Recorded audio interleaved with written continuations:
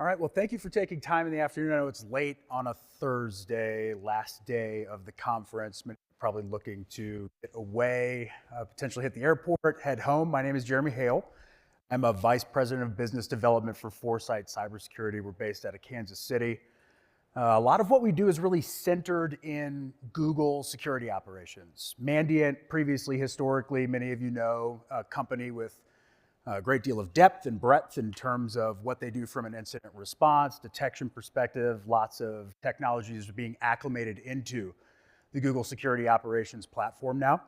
Foresight is a security service provider, a professional services provider that is fully built and powered by SecOps. So as you continue to explore technologies in that ecosystem, and the bulk of the talk today around what we're seeing with Gemini, with the inclusion AI into threat hunting processes and procedures, keep in mind that Mandiant and the shift in that ecosystem is really kind of taking us in this direction of massively accelerated computing.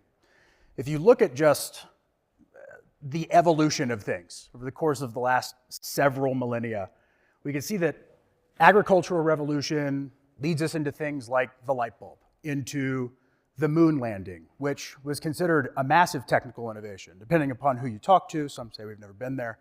Hopefully when we return in a few years, we'll see those flags, everything will be okay. But the internet, right? It is really not that long ago that we were looking at AOL disks being sent to us in the mail, that we were making those first connections to the internet, that we were discussing information sharing with people in this really broad scale, which was fantastic. Right? We've got the Human Genome Project, which AI is dramatically accelerating in terms of our ability to map the human genome, what is taking place within the human body, curing things like cancer, potentially in the next 10 to 15 years. It's a very realistic prospect that we would see significant advancements in artificial intelligence, and maybe so much so that previous problems that we look at from our own mortality may kind of fade away. And if you look at the massive influx of computing, starting all the way back in 1900 with Babbage's calculator, which was never completed because it was this wild cockamamie thing that just could not be completed. The ability to take more advanced mathematical functions like algebraic or calcular functions and potentially schedule some input on a device that would produce a result for you. And we all use TI-84s, TI-83s coming through school. Maybe some of you did not, but I certainly did, right? LED calculators, et cetera. But you look at the evolution of computing all the way through cryptography, which really started in World War II as Allied forces began cracking some of the Axis codes, utilizing more advanced computing methodologies into the personal computing paradigm, right? We all carry tricorders in our pockets these days. If you are using an Android or an iPhone, over the course of the next 8 to 10 years or so, you will have AI functionality in your pocket that condenses almost all of human knowledge into a device that potentially even projects screens or casts LEDs on a tabletop where you no longer need to buy devices or have stationary computing. We may even wear them. We're seeing people start to implant chips in their bodies for neural links into connectivity. That's a little wild. We're going to get into the SOC stuff in just a second. But if you look at this ramp in personal computing and into AI, that really is the next process. If we start looking at security operations holistically, and for those of you that are security practitioners, I'm assuming almost everybody in the room is to some extent, or you have an interest in security, cybersecurity, maybe you're an engineer, security development operations, et cetera. What we're seeing is the possibility that we could neutralize threats before they are actually threats by taking predictive modeling and LLMs and cluing human analysts or empowering those human analysts to make decisions on the behalf of the business, the organization, their own infrastructure that may counteract some of those vectors of attack before they are considered to be vectors of attack. What if we could allow analysts to navigate petabytes of data through common language queries? We are seeing some of this actively in some of the largest vendors. Google is one of those front runners in the way that they structure common language and present that to an analyst to be able to conduct searches. You could take someone like a Jeremy Hale and you can make him proficient at writing a parser or detection logic or a rule within an environment to give us context and then optimize in the hands of real professionals with those skills in the SOC.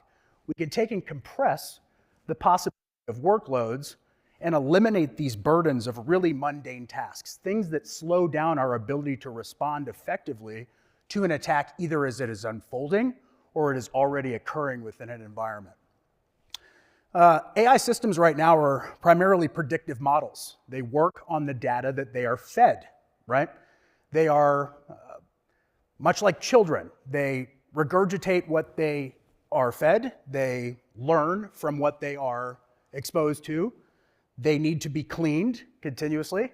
There is almost always this bias, and we'll get into some of that in just a little bit, around what they are learning in these models. But if we could eliminate the need for us to educate on the mundane or rudimentary tasks within a security ecosystem and allow those models to perform those tasks for our analysts as an agent, we are effectively securing the future the way the future needs to be secured. Just imagine a SOC that is so advanced, even the coffee machine knows when you need a refill. I don't know who wrote these jokes for me, but we won't do any of the others, I promise. Maybe I'll sneak a couple in. But unfortunately, what we're seeing in this idea of AI, this premonition about having these agents that maybe interdict with one another, if you work in a managed security service provider, then you probably have multiple verticals that are responsible for multiple things inside your customers' environments and inside your own environments as well. Think of customer success or technical account management or detection engineering teams or even the people in the SOC that are all working with one another in order to provide an outcome. Generally in the SOC, and I've been working in SOCs for the better part of 15, 20 years or so, did a lot of red teaming and stuff, but we see these evolving threats. The one thing that attackers have that we don't is time. They can take time to develop new and novel attacks, leveraging tools and vulnerabilities that are in the ecosystem that we may not be able to identify because of the sheer volume of what we're exposed to in a security operations center. So when we see these evolving threats, the analysts then require continuous adaptation to those evolving threats. They may experience a novel attack in responding to leaked credentials or some type of ransomware in an environment, which happens all too often, probably not going to stop as well. But those analysts will take those skill sets and they will leave an environment. If it was possible for us to then communicate to optimize integrations and complexity of environments using LLMs, that should be a primary focus for us, because oftentimes we're not communicating effectively. And where AI will play a real part in making this more seamless for security operations centers is the agents that are aligned to each one of those verticals. It's going to open up the ability for us to be able to make a determination or take a decisive action within the SOC and automatically create notifications and work streams or pathways for the other verticals in the business. Think of interdiction between architecture, interdiction between ticketing systems, to put those work streams in front of people to have to queue on to those things. I think that in security, there is almost always a confusion around compliance and policy and how compliance and policy is actually cybersecurity. That is not the case. In most cases, the head of the organization, the company, needs to set policy, and everything else from an architectural standpoint or a defense standpoint needs to follow those policies. Just because we mandate that there is training or a level of awareness that's required does not necessarily mean that we are enforcing our infrastructure or reinforcing our infrastructure in the appropriate ways. We are also seeing difficulty, and I think way for the better part of a decade, in measuring success. What does success and posture look like if attacks continue to happen? And they will continue to happen. So the healthy state for all of us as defenders is to actually identify where we are quantifying poor metrics and how we can improve those systematically. And I believe AI will play a real part in that. Alert volumes. I'm going to hit you guys with some generic information. You've heard this. It's in a lot of the architecture slides. If you're talking to managed security service providers, it's the same message, right? But it is the core message that really hasn't gone away. Alert volumes, hundreds of thousands, millions of raw events, all processed, maybe normalized in some capacity within Google security operations. They call it a universal data model. Quick show of hands, you're not on camera. How many people have seen Google SecOps? Great, that's awesome. So in UDM, we have the ability to anchor multiple data sources into single streams, the ability to correlate across multiple layered controls, the ability to then take those outputs and then make decisive actions against maybe alerts that we're seeing, triggers, logical detections that are written in the form of rules. At 8, a number of these big issues may kind of fade, right? The idea of alert volumes will no longer be a human problem. The idea of false positives with the correct correlation, the right LLMs making those decisions, making enrichment occur within those cases, probably not all that much of an issue. Do AI get burned out? No, it's generally just the checkbook, right, that gets burned out, because we're talking about processing the data, moving that data around, making decisions, tokens. How often do we call upon that infrastructure? And then a shortage of skill. We actually get to reverse that. We get to supply analysts who can quantify in a human capacity, which is where there are lacking abilities within an AI, to make a deterministic risk-based decision. AI is not all that great at Texas Hold'em. Why? It doesn't make calculable risks the effective way based upon risk. The idea of luck doesn't exist. Magic the Gathering, another great example. I'm assuming there's some nerds in the room, right? There's a random element to that. There is risk to that.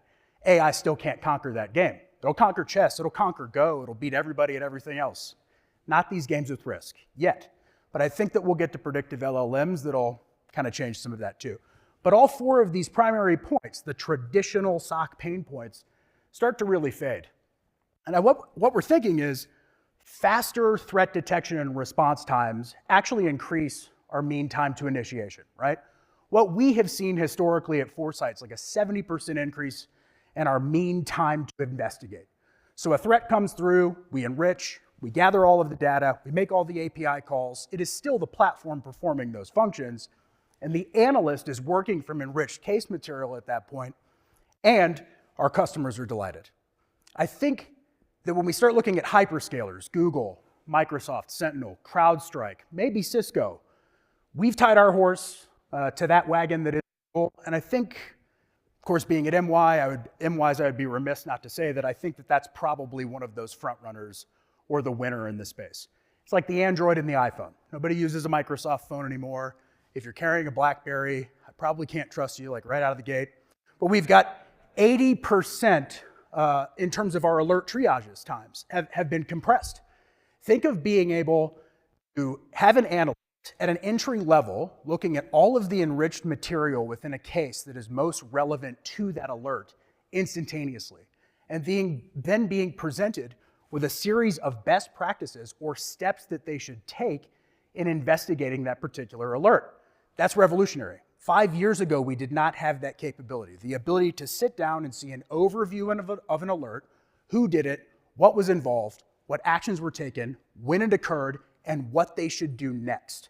We're leveling up the human component of the ecosystem by providing the ability to sift through that information very rapidly and then make deterministic outcomes.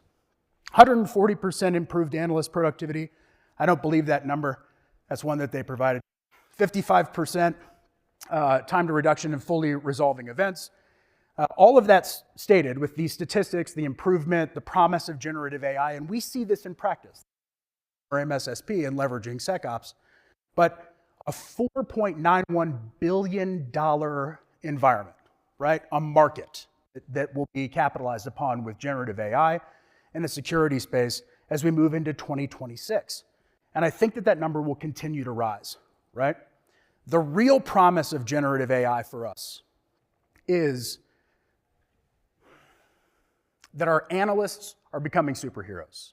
They don't want to leave. We get to innovate in new ways. We don't have to deal with the drudge of the SOC any longer. The joke that was written for this one is, forget Skynet, AI is here to save the day and your sanity. Not really a joke. So, how generative AI works. I think a lot of people maybe think it's a robot in the sky. Many of you who are scientists, mathematicians, engineers, work with AI on a regular basis, realize it is actually just a large language model, sifting through data that you feed into it, and it creates these analytical patterns around that data and predicts a response that you actually want to receive from that data set. It predicts it in the way that you ask the question. If you ask that question continuously, it will learn from your cadence in the way that you ask those questions. In training those models, what we're seeing is that these prompts are given to LLMs. They create these learned relationships on those data sets. Statistical relationships are like matrix theory. If you ever went that far in college in math, I'm sorry, but start getting into matrix theory, calcular alignment, tables. That's a lot of what AI is. To the end user, to the analyst, to the customer, what it is showing us is that if you feed it the correct amount of risk scoring based upon the data sets that are being fed to it, and in security, that data is continuous. Layered controls generate logs. Those logs are normalized. It is fed to the model. We give it permissive access to make determinations on rule sets within that model, and then it returns results to us. So words, phrases, think about the ability to take a common language string, and if you've seen SecOps, you've seen this, it's all over the commercials, up there on the monitors on the expo floor, et cetera. But we can ask a question like, hey, what did Brian Pepperdine do today? And it'd give me a complete catalog of what occurred within that environment, his actions that he took, how he logged in, geolocation. And if we were to quantify or build risk scores or ask the model to generate a rule around some element of that timeline, an analyst can easily predict whether or not there is risk associated with it. I think the cleanliness of training data is really critical. We'll get into that in just a second. But if you were to look at AI in a nutshell within security, right? Prompts create relationships. Relationships are validated. Validation informs the model, and the model improves. That's the ideal outcome. In my experience in the last 2 years in working with AI, it has not been the case. But it is getting better.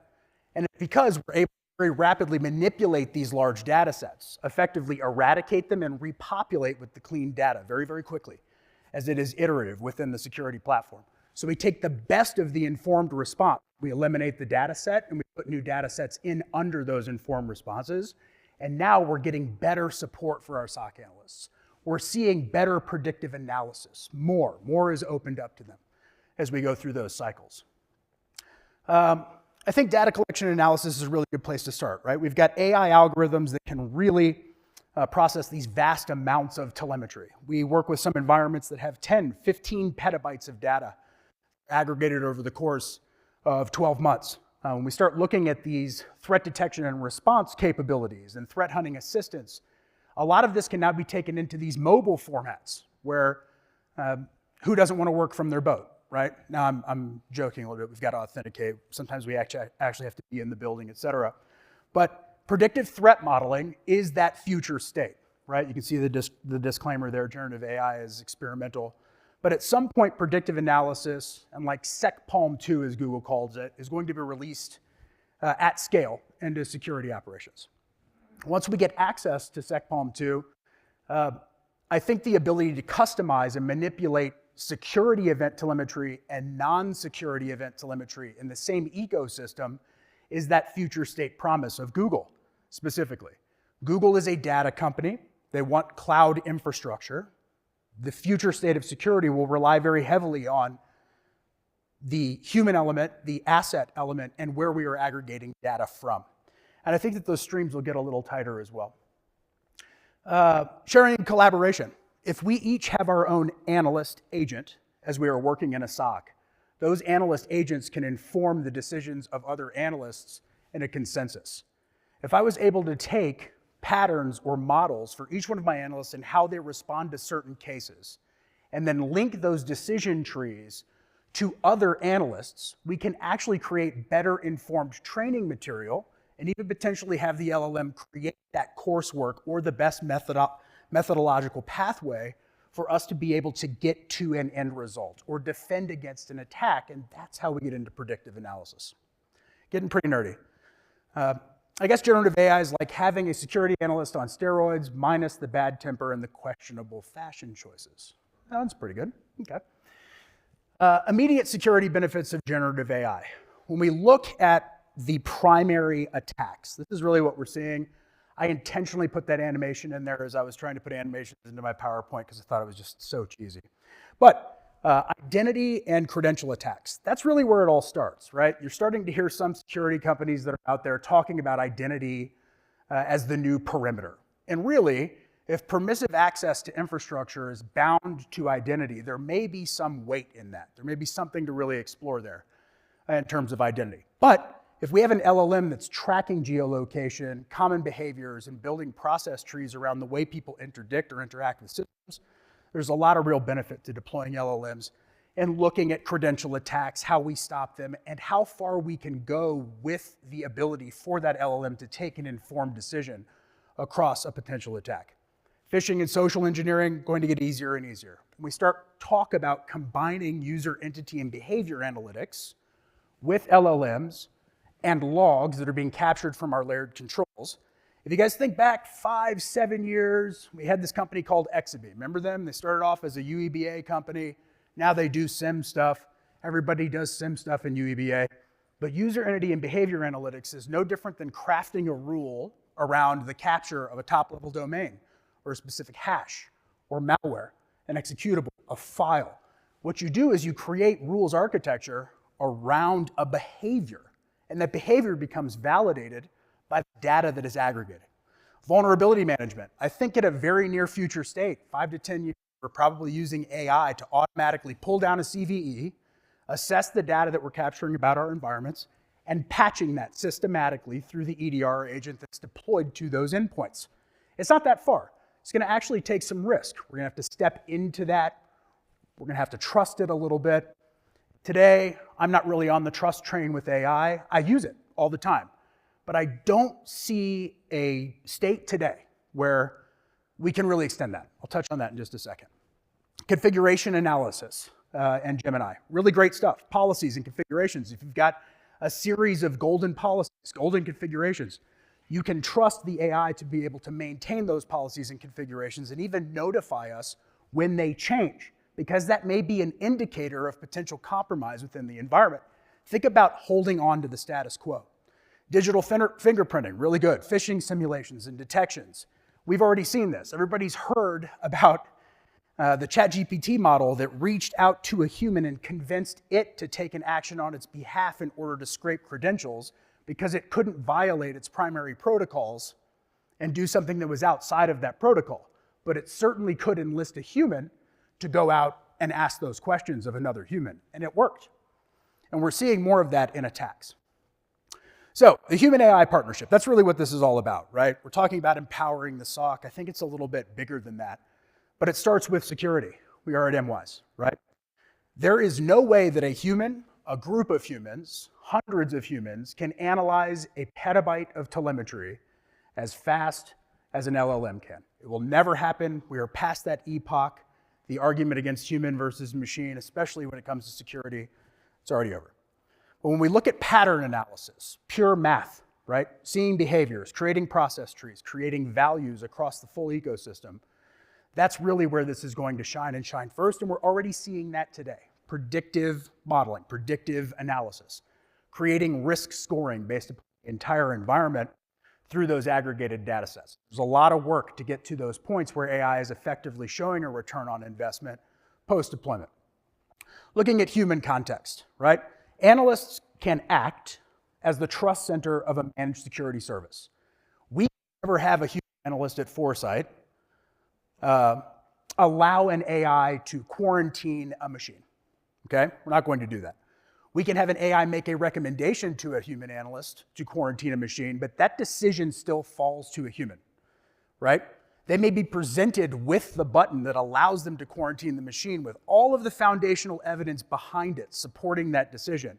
And even still then, we may ask the human analyst to ask another human analyst because there is risk associated with it. It is not just the math. If it's 2 a.m. in the morning and our customers want us to stop the bleeding on Thanksgiving Day, we're probably going to do that. But we're not at that point where we can allow AI to do it effectively yet. It's coming. So, human intuition, that's really what we're leading into, right? That idea of risk. The overall concept of risk is also deterministic. It's based upon your environment, what your threshold is, what you define as risk, how you classify those things. And in using AI, we're getting into the hardcore math of it all, but we are not really at that point just yet where we can kind of give it to the AI overlord. 10, 15 years, maybe. There's probably, as we had looked at in a previous slide, a number of things that we start with, and then we work further into that as it becomes more trusted. Probably by 2050, 2060 or so, we're beginning to see the elimination of some of that human involvement. And I'm kind of standing up here proselytizing. But I think that this gets into joint decision making and the way that we'll see it evolve holistically, especially in SecOps. Some of the other large security language models that we're seeing like really gain traction and aggregate large sets of data. But I think we can detect and respond to threats very, very easily with AI. We can scan, we can patch, we can keep a status quo. But I don't think the overall risk posture, risk assessment of an environment can be trusted to AI today. Maybe very shortly, 3, 5 years, we can start talking about offloading some of those responsibilities to artificial intelligence. But there are ethical and legal responsibilities that still have to be maintained by the analysts in the SOC. So late one evening at Foresight, back in June 23rd, there was a surge of failed login attempts that we were seeing in the SOC. 2:53 in the morning, we're working with a large automotive manufacturer. Night's Watch, which is what they call themselves. If you don't know the reference, shame on you. Watch notifies the on-call. We got tier 2, tier 3 analysts being spun up, and the SOC begins leveraging Google Threat Intelligence to research this threat. Okay? Google Threat Intelligence is the aggregation of all of Mandiant, VirusTotal. Google is the largest private network on the planet. They use this infrastructure called Spanner. They literally take a snapshot of the internet every second, and they capture that information. All that threat intelligence, all that VirusTotal information is now jammed into GTI. Commercial over. So we start going into GTI. We start looking around. We see that some of the behavioral patterns that are being identified for us, specifically the brute force of those employee credentials and what they were using to brute force, the locations, the geolocation of those brute force attempts were presented in a pattern. We asked Gemini at that point, the SecPalm 2, the LM that is built into SecOps, are these patterns consistent with any advanced persistent threats or threat actors that are currently attacking automotive industries, financials, governments, etc.? And it gave us about 5. We started looking at some of the DLLs, the attack vectors. You'll see some of that on the follow-up diagrams, but identified it as APT41, and it turns out that they were right. And we start getting into the unusual PowerShell commands that were being tracked by AI consistently. It kept putting these events into the same classified case. We're seeing it starting to come from other credential sets, other locations, other geolocation. There's effectively a botnet being deployed with a number of already leaked credentials, sending those attacks into internal infrastructure on an open vulnerability within the customer. So we can't start pulling the levers just yet because we may create some type of cataclysmic failure by knocking a system offline that restricts the normal data flows within the business. But by about 4:42 a.m., everybody's in a war room. Talking about it, we're looking at the PowerShells, we're looking at the devices, we're starting to see they were successful with brute force attempts. They begin laterally moving across the network, okay? We have to kind of go into containment procedures at that point. The PowerShell script that they were using, we could not have identified, even with an extremely skilled analyst who potentially had seen that or that behavioral tactic, unless we had Gemini pulling that information back for us based upon the strings we were submitting and asking questions about. It identified the APT, the tactics, techniques, and procedure, and gave us the ability to understand the diagrams by digging deeper into that research, how we were going to be responding to it. By about 5:35 in the morning, we had run some automated containment procedures through playbooks. Generally, when you have this type of compromise, there's a series of automations that are built in. All of that automation is not AI. AI is not running the automations. These are pre-canned playbooks with IDE that are behind them that human engineers have built for these containment processes. So, customer says, we got to get this contained. We start pulling the lever, things start dropping. Accounts are locked out, devices are quarantined, traffic is restricted, the attack is beginning to be mitigated. But to get to that point within the span of 2.5 hours, we could not have done if we were manually sifting logs. Wouldn't have happened. We've probably been looking at a 24 to 48 hour response time, looking at additional attacks, playing a whole bunch of catch up before we got it. Once the EDR response playbooks were activated, if you're familiar with endpoint detection and response platforms, you are looking at some pretty aggressive lockdown of the environment. We had secured the compromised credentials, effectively eradicating them from the environment. Malicious scripts were beginning to be removed from those assets. We were actually going through cleanup as part of that containment process. No further lateral movement was detected. And then we begin the deep dive investigation into any latent threats within the environment. That probably takes about 3 days, 7 days for us to feel fully confident that the attack had stopped, and then start to create detection logic around any future behaviors that would indicate that same style of attack. In 7 hours, using Gemini in SecOps, we were able to mitigate, secure, and lock down a significant threat from APT41. If you haven't heard of them, basically Chinese nation-state attackers, very organized, very well funded, write some incredibly novel code, primarily looking at Western industries for initial attack, right? We had worked with Mandiant's tag group, their threat analysis group, to pull back a series of dossiers and additional diagrams. If you're really into nerdy stuff, here's your attack path diagram. Get these Bluebeam anti-sword web shells that are created. They move into a web server and start these deployments into persistent access and lateral movement. They deploy an executable on the environments that's called Dust Trap, begins collecting credentials and harvesting them passively. It actually will rewrite itself for access to new infrastructure when it finds it, and then it nestles itself into Oracle databases, your GCP environments. So it'll toss itself out into AWS, and it just sits there and looks like it's doing normal stuff. If you have access to GTI, to Google's threat intelligence, be sure to take a look at that. This is a particularly cunning group. APT41 is not going anywhere either. They continue to evolve their malware strings and their attack methodologies for that dust trap execution flow. They continue to rename it to evade, more traditional signature-based scanning. But command and control traffic, once established, they move very, very quickly. Most of the time, they will destroy files and infrastructure without any ransom, simply because they are attempting to evade your tactics or ability to respond as they lock out certain infrastructure from you. This is probably the nerdiest slide, I apologize. When we start getting into the future of AI and security, I just want to focus on this. I'm not going to read all these words to you, I promise. But self-learning systems. I think that's the reason that's in the upper left-hand corner of the chart is AI-powered security systems are going to continue to evolve, and what we will see is that programmed responses will become more creative responses, right? There is a level of programming in the way that we consume these data sets, that we predict the answer that the users want to see. And I think at some point, we may have AI analyst agents that are educating other AI analysts within a pool that have specific responsibilities. And that's really where I think my understanding or capabilities within that ecosystem maybe kind of wane off and the next generation takes over, to tell you the truth. But as we get into predictive analysis, integrated systems, you're going to start seeing it in every technology, scalable infrastructure, the ability to surge response, right? To where we can create new agents, new response, onboard new data, reach out and collect from other systems where there's permissive access, and provide explainable, actionable results to human analysts. That's going to build the trust for us to be able to then issue commands or have AI take those actions within our environment. The human is always in the loop. I think that's really critical. I think the way we build those trust motions, and you're kind of seeing this now, right? It's an informed decision tree that has to take place within the ecosystem, but the human in the loop methodology goes back to Asimov principles. Everybody's familiar with Isaac Asimov?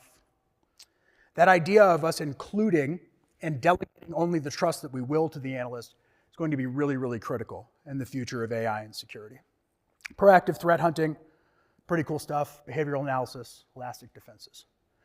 I think that there's a number of challenges that are really facing us right now to get us to that next step. And that next step's coming whether or not you choose to adopt it. If you don't, at some point through the investments that you make in technologies, you may be left behind. If you're a defender, you become increasingly exposed to it and your day-to-day operations just kind of become commonplace in what you do. You may begin leaning on those things much more. But bias in AI models, right? They can form biases just like people can perform biases or form biases around certain information, actions. That's why we have to clean that data. We have to make sure that in a broader sense, they're not discriminatory about certain users, actions, behaviors, et cetera, right? We don't want to enforce a default response within AI where everything fails closed. I think curation is really critical there. Starting to run out of time. It's on training data as well. Again, I think stripping out the data below the informed responses and the overall education, think of that as the short-term memory that everybody loses. We all forget these things on the short-term memory.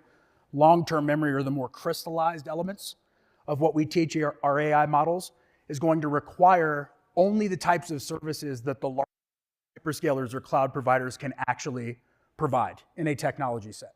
How do we move a petabyte of data out of the way and repopulate that data? And then move it out of the way and then repopulate that data. And we're talking about the biggest infrastructure, the biggest ecosystems. Within a small subset, mid-market companies, small businesses, cloud startups, even low-level enterprise companies, the manipulation of data at that scale isn't all that important, right? Because we can handle it right now with our existing infrastructure. But reliance on training data. And then the need for human oversight. It is a powerful tool. If you have exposure to it, if you're in the security space, you have exposure to it. But the idea of the way it develops and continues to impact security is going to require a collective response. I think the market will tell the vendors and creators of these technologies how it is to be formed. There is a very distinct possibility that human nature may steer AI into this direction where we give it too much permissive access and we begin to see cataclysmic failures that impact humanity. Does everybody remember this CrowdStrike debacle? It wasn't caused by AI, but we could see things on that scale if we leap too fast, where some of the things that we take for granted, day-to-day operations, transport, product, marketing, supply chains, those kinds of things could be substantially impacted by stuff that we never really intended unless we are effectively looking at the outcomes of those models. Okay, and in security, if I want it to fail closed, I can see an AI doing that pretty shortly. I think in choosing the right security solution, you've got a lot of options out there, right? I've got to make a nod to Google Security Operations. We are built on Google SecOps. I believe that Gemini, SecPalm 2, ChatGPT 3.5, 4, all of the big ones. You're going to have the homegrown startups out of Israel building these brand new novel tools that are creating these methodologies that may also change the way that we consume AI. But accuracy, speed, being proactive, that's what you see when you see SecOps powered by Gemini. There has yet to be a platform to fully integrate ChatGPT 3.5 or 4.0. Microsoft is attempting to integrate a number of those elements directly into Sentinel. But I think it ends up leading here, and that is because of the access to data, the acquisition of Mandiant, giving them a clear view into global threat intelligence that is unparalleled, right? We start looking at efficiency, scalabilities, and integrations, experience, insight, vigilance. I did skip a few of the jokes, but choosing the right AI solution is like online dating. It's about finding the right fit for your needs. It's a pretty good one. Okay. Implementing AI in your SOC. I'll start speeding through these, got about 5 minutes left. But threat detection, vulnerabilities, and response are based upon training and validation, very simply put. If you start looking at NTA, threat analysis, your security logs from your environment, you want to start gathering and preparing that security telemetry and putting it in a repository and then turning the LLM against it. Testing, testing, testing.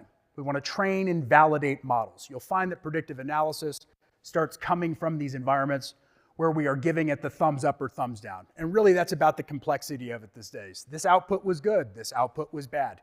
What we will see in the future, probably next year or so, is why was this good? Why was this bad? And then it is asking you questions. The model would ask you questions about your feedback to tune and optimize the output to better supplement itself in a customization capacity to your environment. Monitor, correct, and refine. We want to deploy AI models in responsible ways in a controlled environment with limited access. Least privilege applies to AI models the same way it applies to your security infrastructure. When we look at feedback loops, adding new data, monitoring and refining that model over time, that's where we really get into hyperscaled infrastructure. The ability for the model to replicate itself, to take your deterministic actions, to get multiple humans, thousands of humans, millions of humans input on that model. So, all the images in this presentation were generated by Gemini. You can probably tell by looking at them. You see a lot of those generated images. But I always found that to be really fascinating, the level of artistry in some of those things, or the lack of artistry, some of those things. But finding a technology and exploring, that would be my primary call to action for everybody. It's not Google SecOps all the time. For us it is. I would recommend you start there in security analytics. But there are many other solutions as well, and the ability to combine those two for the outcomes that you may be looking for. I think if you take up a posture as an organization or as a defender where you are not embracing artificial intelligence as the future state of security, there's a good chance you'll be left behind. The roles that you may be consigned to, the leadership that you may have to apply to certain organizations may require you to be able to manipulate data at this scale. And that's like one of those ramping curves as well. The amount of data that is generated. Data is generated from everything. Humans will reach a point where we can no longer synthesize it effectively, and we'll have to have interactive agents to be able to do so, to apply our calculus in terms of risk determination to those data sets for our environments. It's across security, it's across non-security, the whole ecosystem. If you'd like to talk more, you can reach us at google@foresight.com. Please reach out to me on LinkedIn. I'd love to connect with you. If I'm in your city somewhere at some point, I will buy you a sandwich, and we can all get together and have a discussion. I'm really grateful for your time today. Are there any questions? Hit me. You mentioned, my phone's fine. Earlier you mentioned that making a difference is hard to quantify. You had a few metrics of your own. An engineer gets asked all the time about metrics. So how do you see measurables changing in the foreseeable future when you have both AI and the human element? Are they going to supplement each other? Are they different? How do you see the metrics changing? Yeah, I think that's a great question. I think the aggregation of metrics is really something that becomes much more data-driven. I'm stepping over here so I can see it. Yeah. But it becomes much more data-driven, right? We have to inform what the metrics are that we want to see and what metrics actually inform change within the environment. Actually, mean time to response, mean time to detection, mean time to initiation, any of those percentages that need to be brought down or compressed, then metrics is not just the defense of the organization, but also quantifiable level of within the ecosystem. Kind of, but it's different for everybody, right? Right, that's right. But what we do know is that a number of those metrics no longer matter at a future state in terms of defense. The idea of mean time to detection is something that we get to eliminate from our daily cycles in focusing on more elevated principles within security, right? We don't have to worry about mean time to initiation if a detection hits a threshold in an automated capacity, if that detection creates an initiation that kicks off an automated playbook, if that playbook is doing the interdiction that communicates with the human, and the human is given an informed decision to make within that ecosystem. So then the metrics change completely.